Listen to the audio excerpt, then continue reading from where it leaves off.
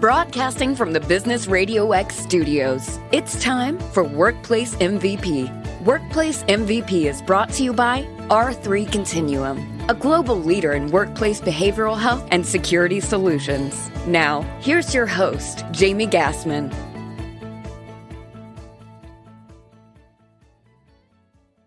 Hi, everyone. Your host, Jamie Gassman here, and welcome to this episode of Workplace MVP. I'm excited about this episode as it shares the story of an amazing leader who has had to navigate various trials and tribulations throughout her life. Now, for some, facing challenges can be debilitating, keeping them from moving forward or accomplishing their dreams. But for this Workplace MVP, it strengthened her resilience and provided her with learning opportunities that have helped to shape the successful leader she has become today. So, looking out over the last 2 years, a number of leaders have faced various challenges as we have experienced personal and professional altering situations. And in some cases, having to navigate uncharted and unknown waters as we have ridden the waves of the COVID-19 pandemic, employment shortages, changes in our work environments, and more. So how do we as leaders look at these challenges we have overcome as opportunities for personal and professional growth? How do we look on them as a silver lining when at times the challenge was quite difficult? Well, joining us today is Workplace MVP, Angela Ammons, CEO at Clinch Memorial Hospital in Homerville, Georgia. Angela will be sharing with us her story of resilience, triumph, and tenacity as she took her role as CEO of Clinch Memorial Hospital. So excited to have you here on the show, Angela. Welcome. Thank you, Jamie. Thank you for having me here. So let's start with you telling us your story because it helps to give some insight to the leaders that we have listening in on how you became the leader that you are today. Well, I have been here as CEO at Clinch Memorial Hospital. September was 4 years. Before I became CEO, statistically speaking, I wasn't supposed to be here. My mother was first generation American. She had immigrated here after she met my dad several years ago when he was serving in the war in Korea. And she and my baby brother, or my older brother, he was a baby at the time, came over. And she really had never had an education. So, and even today, she has about a third grade level basic prose understanding and literacy and able to read and write at that level. So I guess a tumultuous childhood with lots of challenges in itself and caught me or led me to be a 50-year-old high school dropout. And I was homeless at different times throughout those teenage years. And so here I am being CEO of a hospital. So that's why I said, statistically speaking, I'm not supposed to be here. But several years ago, I went back and got my GED. Went to nursing school at Coastal College in Brunswick, Georgia, graduated, immediately went into critical care nursing. And then various roles presented themselves for me in management and special projects and so forth in the nursing world. And I have gone on to lead medical teams into Honduras for missions. And I started a nonprofit to hopefully one day build a free medical clinic in Honduras in this village that I'm just in love with there. But someone who had went on the mission team with me had piqued my brain or asked me questions about the hospital here in Clinch because her husband, I think, is serving on the board. And next, you know, I get a phone call where they want me to come and speak to the board and to see if I would possibly be interested in a CEO position. And here we are. And at first I was like, oh, you know, I'm very excited about the opportunity, but I'm not a CEO. I'm a registered nurse manager. It's very flattering. Thank you. And they're like, no, come and talk to us. And so the person who is very competitive, that side kicked in and said, why not? Let's go and see what can happen. And here we are 4 years later. So I have 5 children. We live in South Georgia and they are studying various different fields. And we have 1 teenager left at home. So that constitutes my very busy life up to this point. Absolutely. Sounds like it for sure. So, you know, and you mentioned Clinch Memorial Hospital. So tell me a little bit about that hospital. I know you mentioned it's rural. So talk to me a little bit about the hospital itself. Sure. Well, it is a rural hospital, it's a critical access hospital. And critical access means that there are some limits to us and how we can bill and how we're structured. So we are a 25 bed max. We have a 4-day length of stay, and critical access hospitals were set up to offset any acute injuries when there is more than a 35 mile radius to your next hospital. And a lot of people think that we are just a Band-Aid station, but nothing can be farthest from the truth, because we employ physicians, nurses, and staff who have to pass the same boards as any other hospital in the state of Georgia. So the great thing about us is if you were to experience a motor vehicle accident, or cardiac event, or some other emergency, we have all the contacts and network that we can actually get a helicopter here and fly you out, or can create an efficient path for you to get the help that you need. And the hospital has been here since 1957. The older building was torn down, and we built this new building here in 2007. So it's aesthetically pleasing and beautiful. And the Clinch counties, I think there's about 6,900 people within our county, and we do serve some of the surrounding counties around us. But it has definitely been a struggle for us to stay open. As a matter of fact, when I first became CEO here in September of 2017, we probably had 3 to 5 days cash on hand. And that is just absolutely deplorable for any business. And then there are just so many other issues that had to be unraveled or rectified in order to get us in a position to where we can be successful. And I shared this story before. I think I was 30 minutes early to work that day. And I kept driving through town because I didn't want to look like an eager beaver too much. And new briefcase, new shoes, new dress. I was going to come in and save the world. I was what Clinch Memorial Hospital needed. In my small little tiny reputation in my brain, I was thinking that. And within 2 hours, I had had 4 cups of coffee, and I was on my second goodie powder, because I could not believe what I had been presented with. Very good people, I think, in the heart of things, but just not very current or inept to run a hospital. A lot of the people that were employed here had never been employed anywhere else. Never had experienced any other, management of another large hospital. And I had worked for HCA, Mayo Clinic, and Southeast Georgia Health System over in Brunswick. So I had, a varied working knowledge of different hospital entities and some of the things that go along with running a hospital. So I was in quite shock for the first couple of days there. But here we are 4 years later, and we're still open. That's amazing. Yeah, it sounds like and you've obviously made a huge difference to operational, cultural, a lot of different things that you kind of walked into. So with that, talk to me a little bit about when you took over as CEO, what was the culture? And I know you kind of touched a little bit on the state of the hospital, but what was the culture in the state of the hospital like? It was almost as if this hospital was in a bubble, and they had not been exposed to anything else. Everyone wanted me to save the hospital as long as it didn't personally affect them, or if it didn't change anything about their lifestyle here at the hospital. And I know that change is hard for a lot of people, but in order for us to move forward and in order for us to save the hospital, there had to be a tremendous amount of change that had to take place, tremendous amount. And the board had only given me an 18-month contract, and they had wanted to only give me a year contract at first. And I was like, there's no way you can do anything in a year. I know that I'm an RN. I've never had a CEO role before, but I'm going to need a little bit more time. So 18 months. So I felt this huge immense amount of pressure to get in, shake things up, and to see where we could go. And, every day I was almost playing that game. And if you play the game at the fair or whatever, it's a whack-a-mole. The little mole pops up and you hit it, and the next one pops up. And I felt like I was just chasing moles every single day. But the culture for a good part of it was somewhat toxic. I had some very good people in my C-suite who were very supportive. They understood that a lot of change needed to happen. But for example, on my first day on the job, I had an employee who refused to shake my hand as the new CEO, who refused to be introduced to me.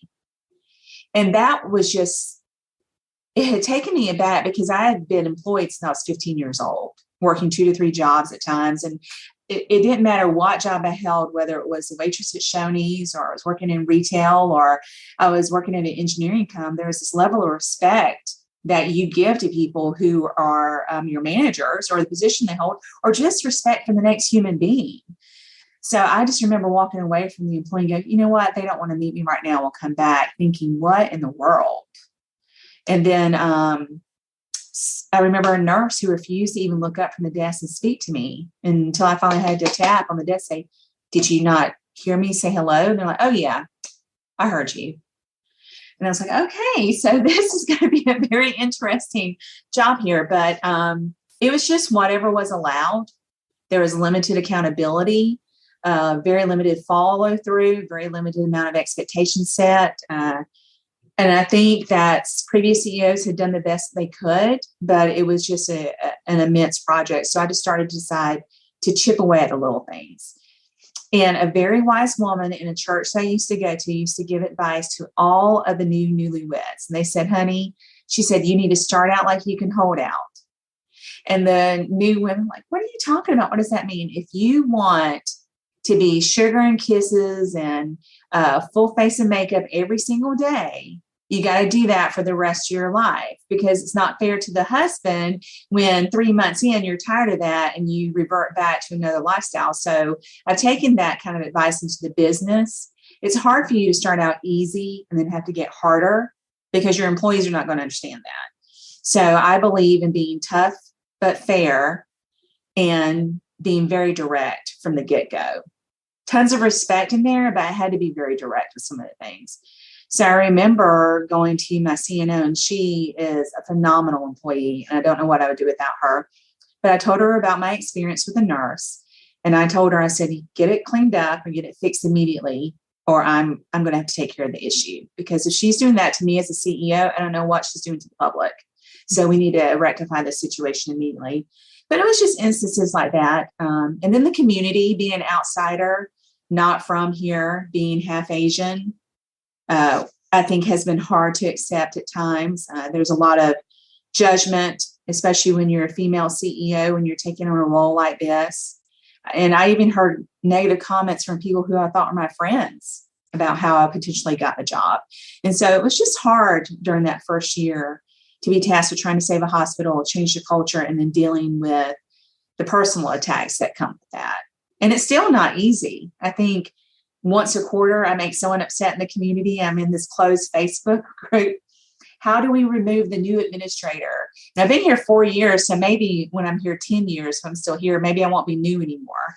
But so that happens on a consistent basis. So it's just one of those things. But, Jamie, looking back, I believe that my entire childhood and lifetime prepared me for the things and the challenges I would have to face here. Because if someone had a very sheltered lifestyle, if someone had not had to overcome a lot of obstacles, had been put in situations where people were just really horrendous to you, I think they would have walked out the door. And people have walked out the door. And sometimes when I've had insults or whatever hurled at me, I'm like, is that the best you can do? Because I've heard a lot worse. That doesn't bother me at all. So I think that helped prepare me for this position and maybe other things in the future. I don't know.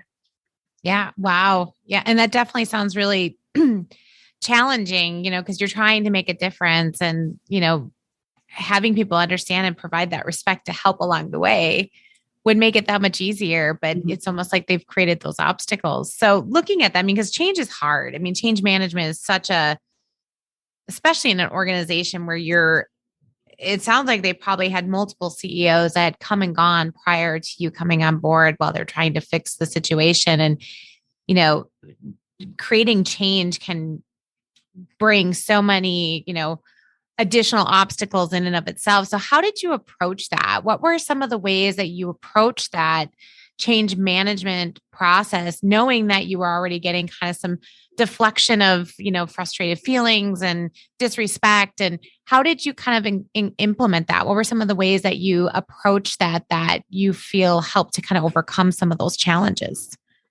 Well, it was a multifaceted approach. And some days I thought I had it nailed down to a science. And then, sometimes you have to start back to the first page. But I created a whiteboard. I had a whiteboard hung in my room, and I created wants and needs. Okay. And I think I'm on my second or third whiteboard where I've erased it and started all over again. And I had to focus every single day on the things that absolutely had to happen.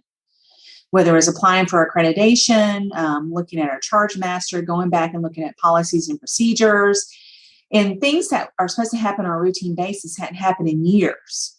So not only was it you had to get it done, but you're looking at 10 plus years of work that you had to go through.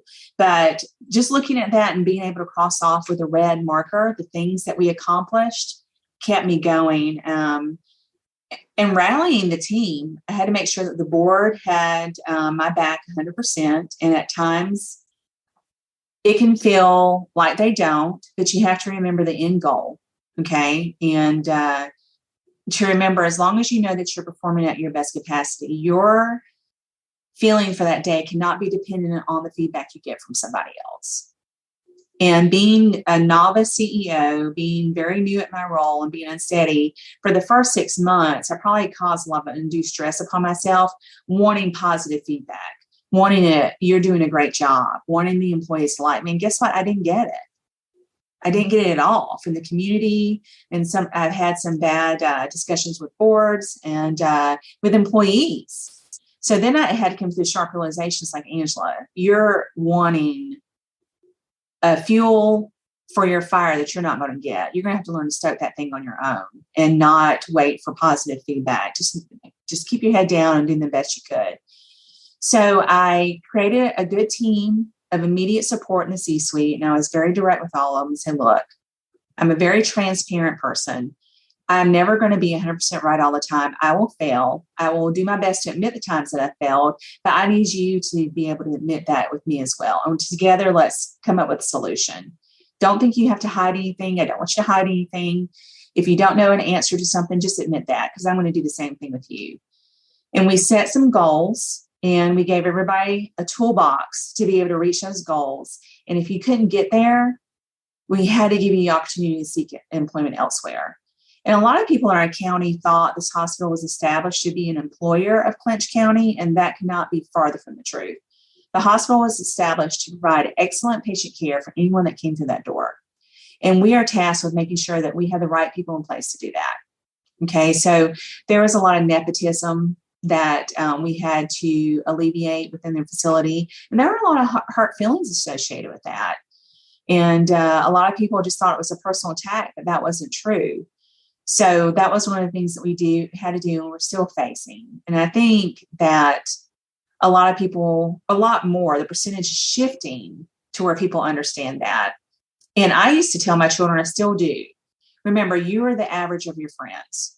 Look around at your friends. If you don't like what you see, you need to do a little bit of closer introspection, because you're probably that average.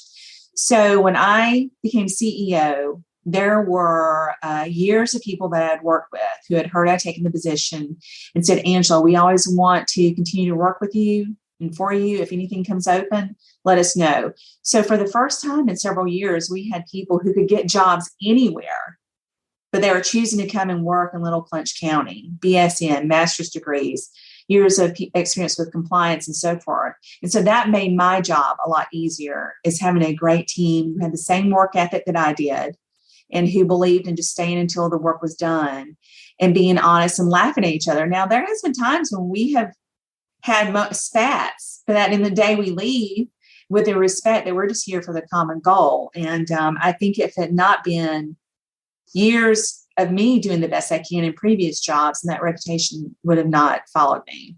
Mm-hmm. And so whenever we have new nurses come in, or anybody through orientation, I ask that I have a few minutes to introduce myself and speak to everyone.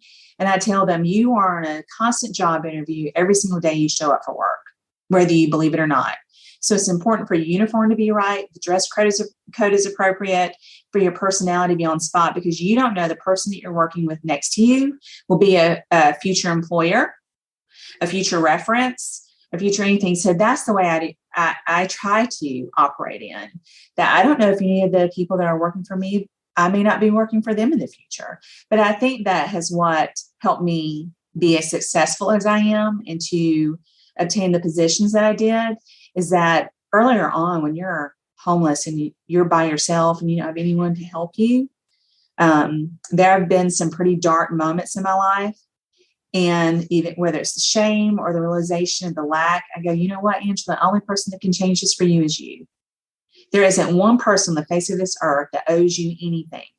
Not one thing. And if you want to change the trajectory for your life, you've got to get out and work for it. And that meant working 3 jobs. That meant going back to college after you get off your second job and doing night classes. But keeping that mindset that whatever you want out of life, you work for it and it's not handed to you, I think really has helped us as a team here at Clinch Memorial Hospital get some of the recognition and the notoriety that we have thus far. Yeah, which is, sounds well-deserved. And it's such a great, I love that concept of, show up to work like you're always on a job interview. Mm-hmm. I always say it goes the same way when I'm like traveling. I know I always travel dressed ready for potentially anybody that I might meet, because you never know who you might be sitting next to. I don't know who you're going to run into. It's like, it never fails. The day you leave the house without makeup, because you're just going to run to the store, rip t-shirt or something because you've been cleaning all day, you see someone. I'm like, oh my gosh, there's no chance for a second chance of this ever again. Totally. Yeah. So I love that concept in the work environment of like always showing up like you're going to be in a job interview, because, I love that thinking of always putting your best foot forward every day. So, and, with the hospital, it's obviously, kind of, you mentioned it's rural and you've kind of touched on some of those challenges, with the nepotism and, changing kind of the perception of the community to the hospital.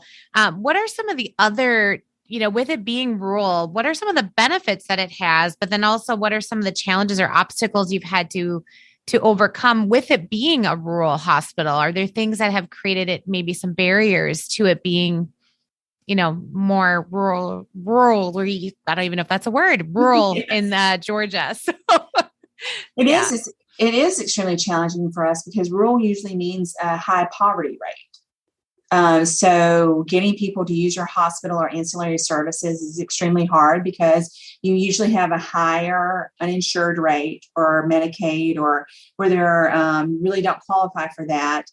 And along with that, too, sometimes comes with a lack of understanding due to a lack of education.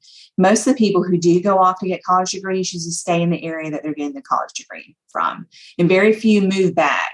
So we have the problem with out-migration and just a complete lack of understanding and the mindset of we've always done it this way. Why do we have to change? Well, there can be no success without change.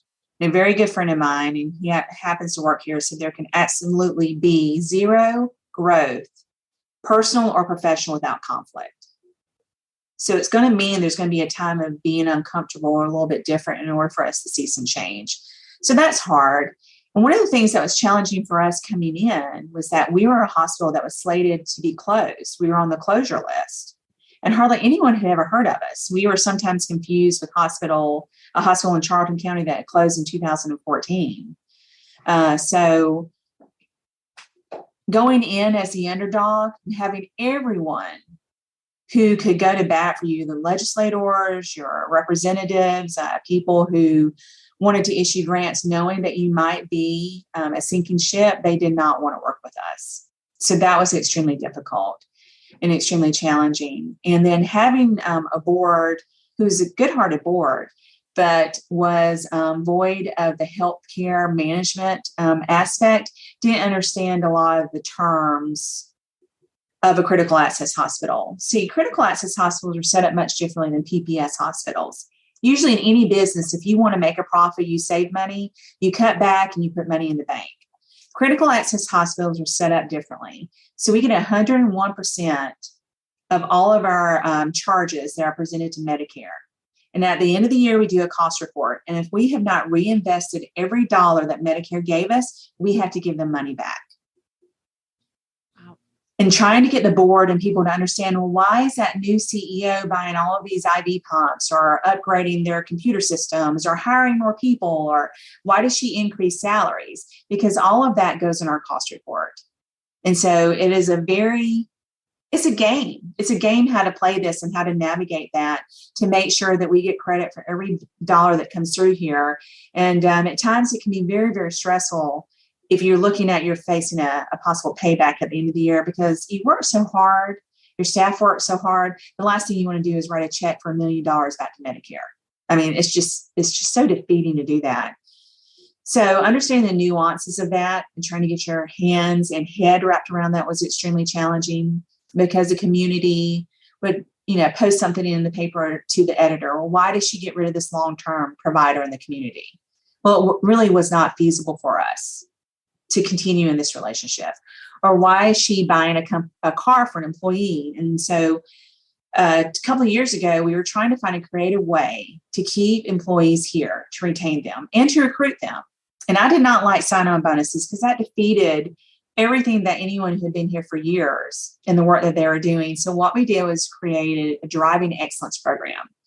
So every 2 weeks, if an employee signed off on your time, you worked your scheduled hours, and you did not call out, your name was put into a drawing. And every quarter, we gave away $500 from that drawing. And then we put your name back in the bucket. And every year, we gave away a car. Wow.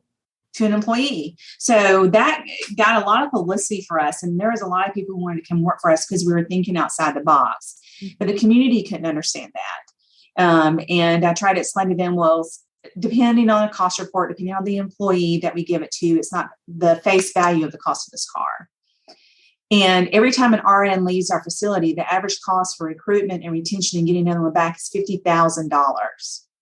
Every time a registered nurse leaves you.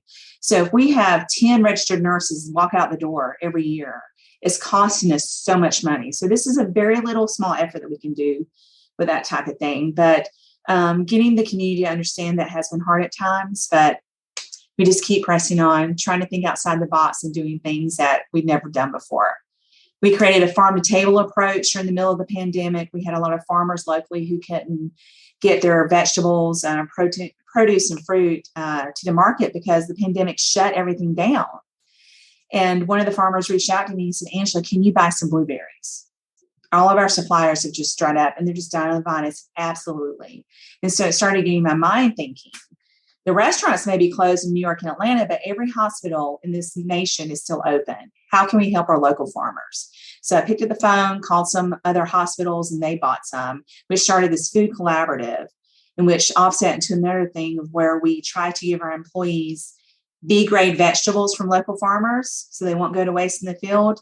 We can't really give you money all the time, but hey, instead of you leaving and having to go to the grocery store, here's some nutritious food straight from the fields from our local farmers. So it's little things like that we try to do to be creative, which is a challenge. Absolutely. But what's really cool about that is you're supporting your community while helping your employees. It's almost like a win-win-win. Like it's kind of, helping to keep them motivated and feeling good about the work they're doing, but also helping others in that community with getting their produce to somebody who can buy it. That's amazing. What a great story. So, and obviously, you've overcome a lot of these challenges. You're risen kind of like a phoenix in a way. You've also leveraged mentors and other leaders kind of in your network along the way with that. Can you talk about how important that has been or how that helped you in being able to have that comfortability to reach out to other leaders and ask questions and get support from them? Sure. Well, I think my background created a boldness inside of me. So I'm like, what have I got to lose? I mean, I've probably been embarrassed to the most extent. So I'm one of those people who will be completely transparent and vulnerable. And I think this is something that executives or anyone in any work place need to understand. Not everyone should fake it until you make it, because you may end up making a complete fool out of yourself. The next person at the next cubicle or the CEO at the other, at your competitor could feel just as uneasy or insecure about various roles that they must fulfill. So the best thing you can do, and the best thing that I did, was to be very upfront about the things I did not know and ask for help. Now, being vulnerable meant that a lot of people told me no, or didn't return my phone call, or pretty much said, no, you're CEO now, you figure it out. And I was shocked when I got those kind of responses, because I was always in the nature, if someone needs help, I'm going to do everything I possibly can to help them. I'm the person who does that. So, and I shared this with somebody else before when they talk about mentors, and I've had some really good mentors. The best mentors in my life have been the people who have been the meanest and dirtiest in my life. I have learned more from that than anybody else, because I have sworn to myself with those interactions, I'm going to be so far away on the spectrum of where you are, so I can never be like you. And what do I need to do so that I'm not like this? And I think reaching out for help, it leaves you open to placing trust in people you shouldn't place trust in, but that's okay. Place the trust anyway. Be very cautious, but extend the olive branch and place that trust. So reaching out to a mentor on my first day on the job here was something that took a lot of guts. I knew what I didn't know.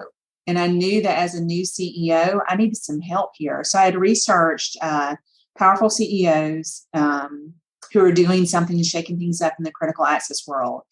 And Robin Rao's name popped up, and I cold called her on the first day. It's like, Robin, you don't know who I am. And the God smiled upon me because she answered the phone, didn't go to a secretary or anything. She answered the phone and I said, I'm Angela. This is my first day on the job as a CEO in this critical access hospital. I don't know a lot, but I know I need a mentor. Would you be my mentor? And she agreed, and we developed a relationship, and I have learned a tremendous amount in these last 3 years from her.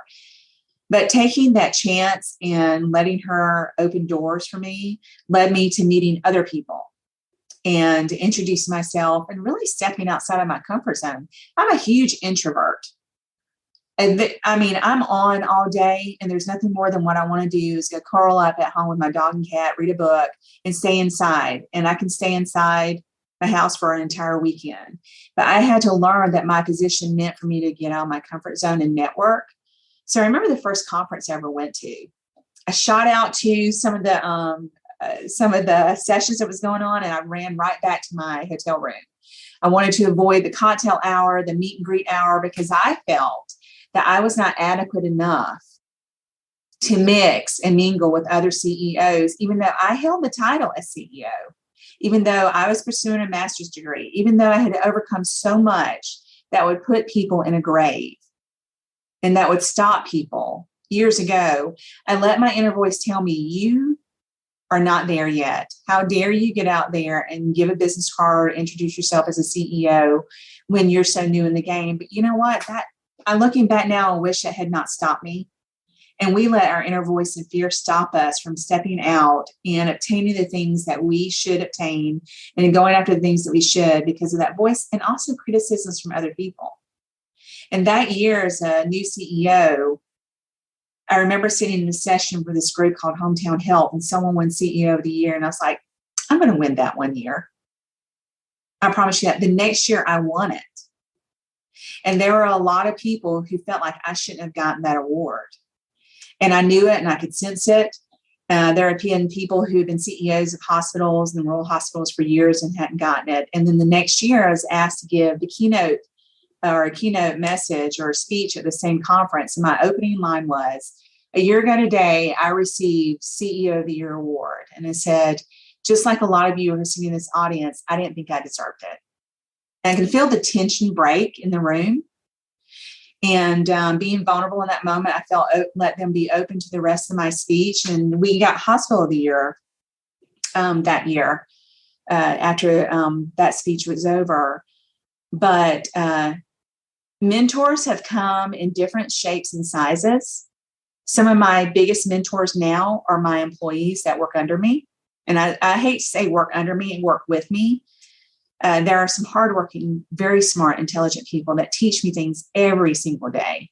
And I truly believe in surrounding people, being surrounded by people who are smarter than me. If I'm the smartest person in the room, I need to get out of the room. And I tell them that all the time. People who I thought were my mentors in the past truly were not. And I realize that now. But they were. I hate to say that because I'm still learning from them.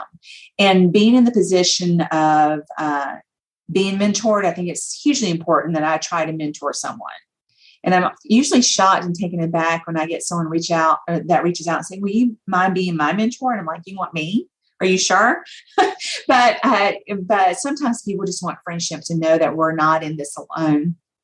So I think it's important that in any leadership position that we remember to give it back and pay back. And then sometimes that really helps offset the pain of and the sting of the criticism and stuff that you get when you're trying to do your job.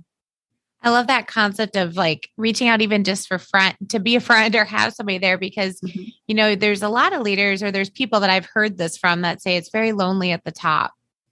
And from what it sounds like too, you've really taken an opportunity to embrace those that are, either working with you or can help you in some way from a networking perspective. And, ones that may be a little bit more negative, you're going, yep, that's not what I want to be. So that helps me to grow as a leader. But, really kind of finding a way to not be lonely at the top so that you can continue to thrive in a way. So very interesting. Hugely important. Yes. Yeah, absolutely. So, and you've navigated a lot of discomfort when you've been put in different situations. I know you shared some on, having to choose your battles as you moved into this role.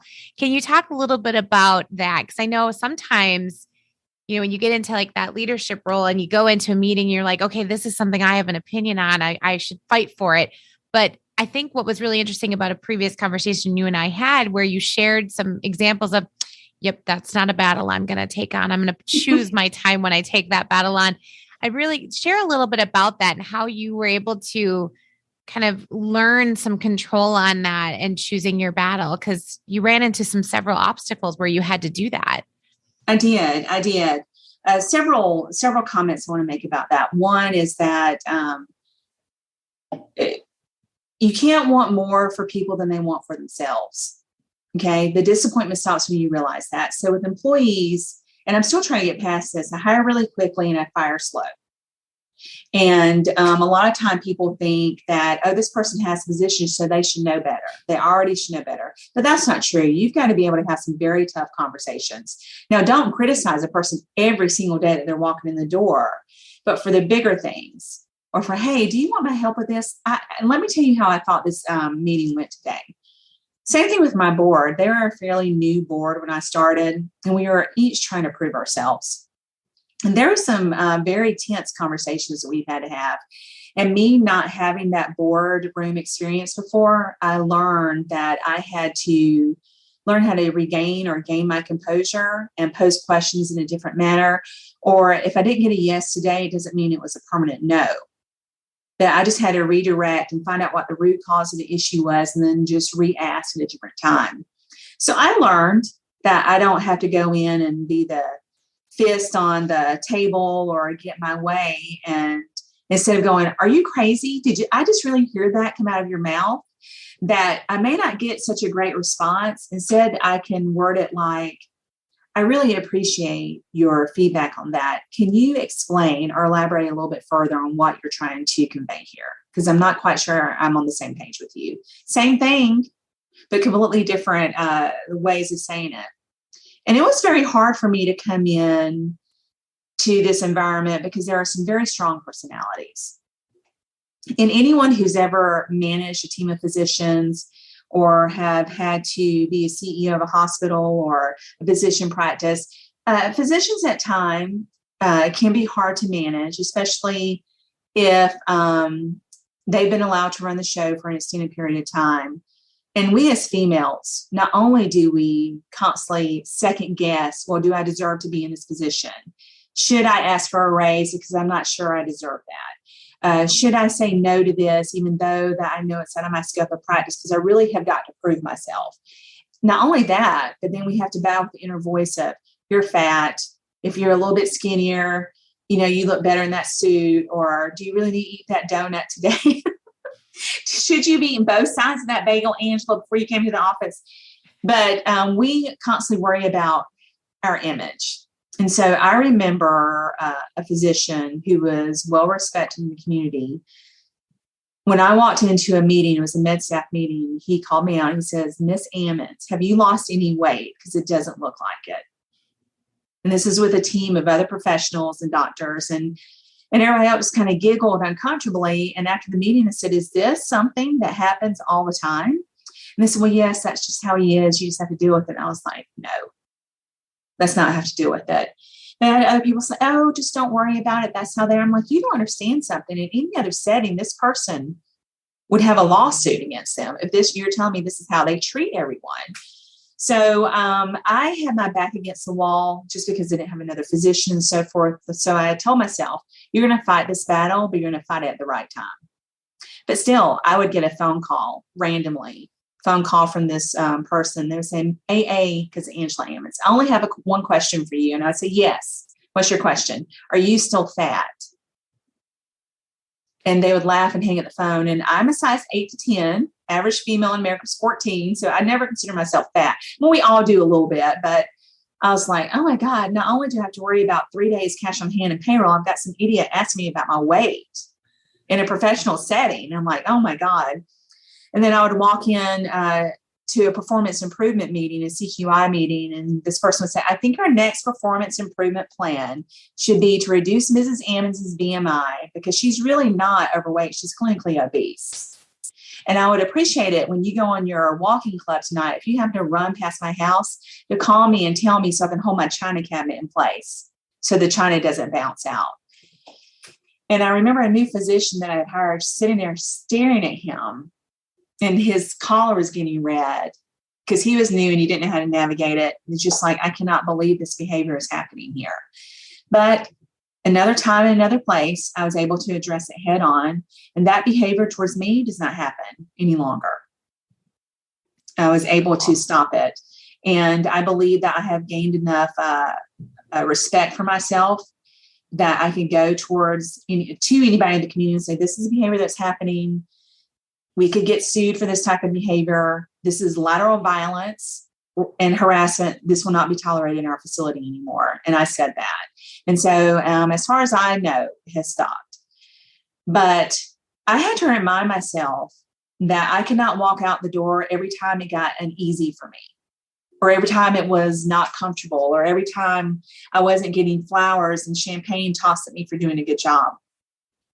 When you're in a position of power, a CEO, CFO, manager, owner of your business, you've got to remember what your goal is, your end goal. And it's not going to get any easier in any other facility or business you go to. It's just going to be the same type of person. It's just a different name. And you've got to tell yourself, what's my end goal? What can I tolerate that's not going to be on the ledge of being illegal? But you just have to keep your head up and keep going, because every single employee in this facility needed me to do that. Mm-hmm. And I couldn't take it personally. I just had to let it just roll off. And like, this is something you're going to have to face every single day or intermittently. But you have to remember, you're here to save the hospital, and you're not going to get a parade every single day when you come in here. It's just not going to happen. And I think people forget that. I think at times we're a little bit more sensitive than we should be, and we walk out the door. Mm-hmm. And then we forget the true mission of what we were set to do here. Yeah. Well, and that had to be, that was one of those moments where, planning your time to address it when you could make the biggest impact, as opposed to trying to navigate that too soon and not getting to that end goal that you were. Sure. Because I wanted to quabble. If I wanted to do an immediate quabble back and forth, then I think everyone at that table would lose respect for both of us. Yeah. And I knew that the respect had not been lost for me, and I wasn't going to do anything to add fuel to that fire. So, you can get in a fight. Sure, fights are very easy, a verbal squabble, but I knew that I needed to hold my place and time, and I would have my due day of being able to reckon. So. Yeah. Absolutely. Wow. And good for you. Cause that would have been a really hard one to sit and take. But then, I admire your strength in that moment to just, okay. All right. Yeah. And then sometimes you have to have private conversations. Yep. Like when someone was just acting very irresponsibly and you really felt they didn't know any better. Very young people, they graduate and immediately, I have my master's degree. I know what I'm doing. Or I have my bachelor's degree. You can't tell me everything because my degree at Georgia Southern has told me everything, or my degree at UGA. And sometimes you have to pull someone down, sit them down and say, private conversation between you and me. Where do you want to go in life? What you're doing now is never going to get you there. So if you want to listen to my advice, I'm about to tell you that. And those conversations can be extremely hard because these people are so young and fragile, sometimes 22, 23, just graduating college. And they probably have a dozen trophies at home where they've got a trophy just for showing up. So having someone have a hard conversation with them are very difficult. But I'd much rather have hard conversations, performance improvement plans to help them achieve the goals they have for them, just to fire somebody every 6 months or a year just because it's not working out. And I think too many times executives and people in leadership roles look the other way with the idea they should know better. Why do I need to tell them that? People need to be told. I need to be checked. If I roll my eyes and I don't catch it, I have people who's going to be in that meeting say, Angela, your facial expression, or Angela, you got a little bit loud in that meeting. You shouldn't do that. I have people in place to check me. And that's so important. Yep. Oh, I love that. So we're going to jump into a commercial from our sponsor real quick. So Workplace MVP is sponsored by R3 Continuum.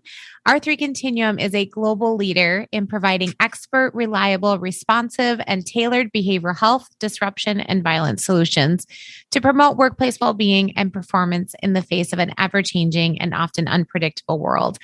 Learn more about how R3 Continuum can tailor a solution for your organization's unique challenges by visiting r3c.com today.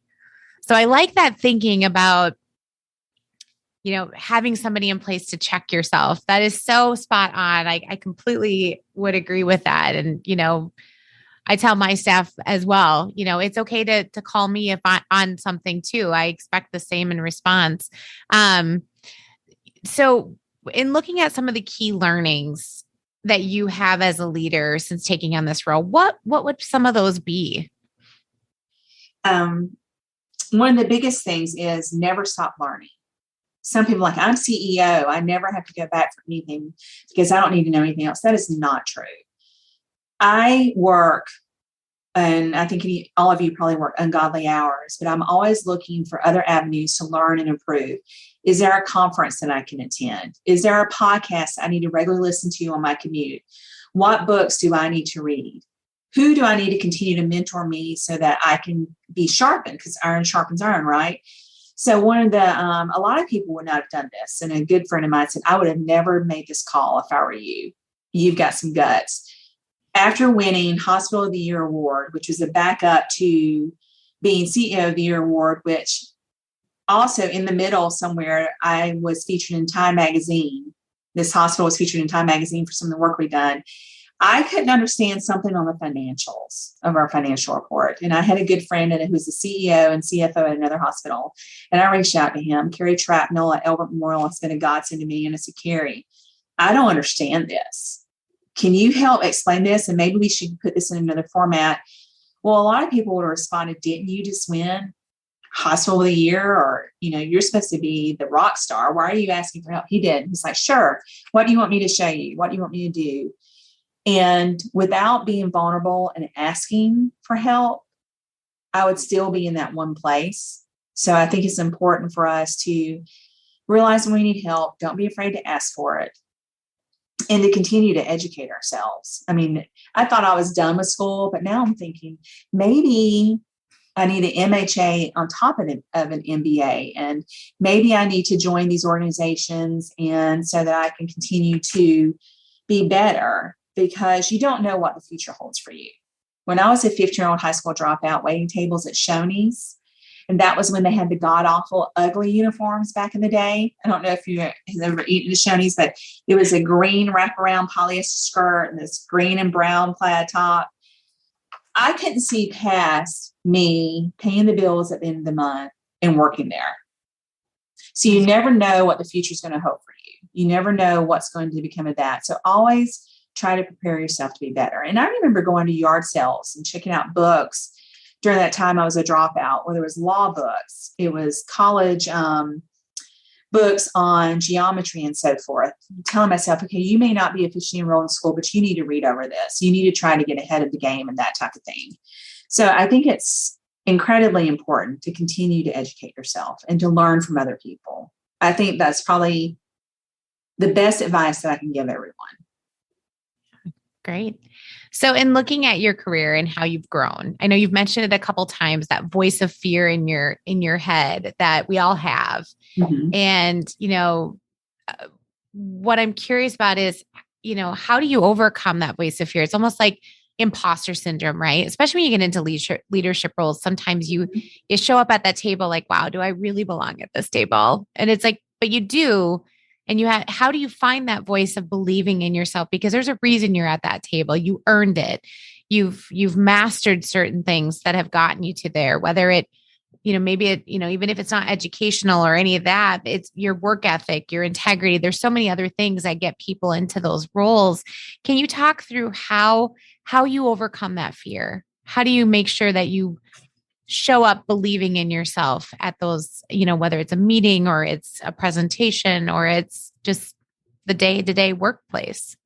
Sure. I still wrestle with that every single day. That voice has probably gotten a lot quieter the last couple of years. And I think I can attribute to being very real and honest with myself. Because even though we have very influential and successful people, they suffer from imposter syndrome. They may not even realize they have it yet until you can see the definition. You're like, oh my God, that's me. Because I remember reading the definition, I'm like, oh, there's a term for what I do, for what I say to myself. I can't believe it. But being honest with yourself and saying, yeah, Angela, you did screw up royally today. You blessed that employee out for number. You should have never done that. But you know what? Get over it. It's going to be okay. Finding the people who will be honest and truthful to you, whether you want them to or not, is truly important. I do have two of those people in my life. I remember my good friend will say, do you want me to validate you or do you want me to be honest? And I'm like, I want you to be honest. He said, okay, then this is this and this. And there are times when you can get dark and you've had a succession of really bad decisions, or there has been immense pressure at work and you feel like there's no end to it. And I can recall even this weekend of hearing the negativity seep in. But you know what? I set a time limit for it. After about 5 minutes, I'm like, that's enough. There's not going to be any more of this. Because if it was your friend, your children, your loved one, you heard someone speaking about to them the way we speak to ourselves, you would immediately intervene and say, you're not talking to my husband like that, or my child, or my best friend. She is my girlfriend. What are you doing talking about her like that? We have to have that same respect for ourselves. And I've learned that more in the last 2 years than my entire life. Angela, stop talking to yourself like that. Look at everything you've accomplished. Look how great your children are. You're like, so what? You messed up yesterday. What about all the other successes you've done? So I think at times, even if you need to, you put it down on paper. And then when I do that, I'm like, oh my gosh, I guess we have done pretty good. And then you have to accept the failures and say it's a failure, but it's only a true failure if you repeat it over and over and over again. And checking yourself with your mentors and being truly vulnerable with your staff. Whenever we accomplish something, I'm telling you guys, it's because of this wonderful team of people that work with me. And I congratulate them. And I talk about this team let us be in Time Magazine. This team helped us get CEO of the Year award. This team enables me to go to this conference and speak, because if the hospital wasn't running well, I couldn't leave. But when you fail at something, I think it's truly important, very, very important for your employees to hear that you failed at something. I would say in a minute, guys, I meant to forward that email, I didn't. So that's being paid late because of me. It's not because of you. And I would tell them that. Or, guys, it's my fault. I dropped the ball on this. I let you down, but it's not going to happen again. So I think it's truly important for you to do that, to be real, and to have other people check you, and for you to protect yourself and to defend yourself like you would do the loved ones in your life. You cannot get beat down or go into that dark place every single day and then go out there and perform to be the light of your facility, for your home, for your friends, or anything. If you're constantly beating yourself down, I mean, you just can't do that. And you think you don't do it, but if you wake up 5 minutes late or you forget to turn off the alarm, you've already told yourself you are so stupid. You can't even set the alarm in the morning. Or, my gosh, Angela, this is the second pair of pants you put on and the button's about to burst. You're CEO of the hospital and you can't put down a bagel, or you can't reduce the carbs for 30 days. And I talk this over with my girlfriends. And sometimes before you even leave the door and get in your car, you've already told yourself 20 negative things. And you've got to be able to stop, recognize as it's happening and stop it. And men do the same thing. I think they do a little bit more quieter than most, and because they don't feel like they can be as vulnerable as females. So they internalize that a lot. But you got to stop beating yourself up. You've got to be honest with yourself and be transparent and vulnerable. And you got to give yourself credit for the things that you do. Yeah. That's such great advice. I love it. Great conversation. This has been so much great information. And, I think you shared some very, vulnerable stories of like truth around, some of the challenges that you've overcome in taking on the CEO role, but also the successes as well that have come as a result. I mean, big congratulations on your awards and the recognition you've received. It's very impressive. And we're so glad to have you on the show. If our listeners wanted to get a hold of you, maybe to ask questions or to seek a mentor, how can they do that? Well, they can go on our website and our direct line is there. But Jamie, I'm going to ask that you offer my contact information for anyone to email me or call me. I'll be more than happy to entertain, respond, meet someone that would like to know more about us or my story. I'm an open book.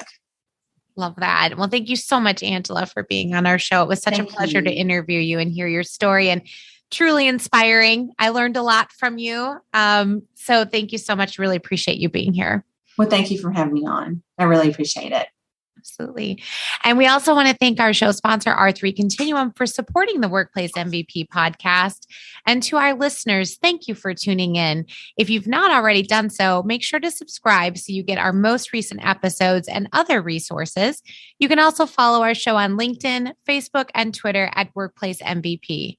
And if you are a Workplace MVP, or if you know someone who is, we want to know about it. So email us at info@workplace-mvp.com. Thank you all for joining us, and have a great rest of your day.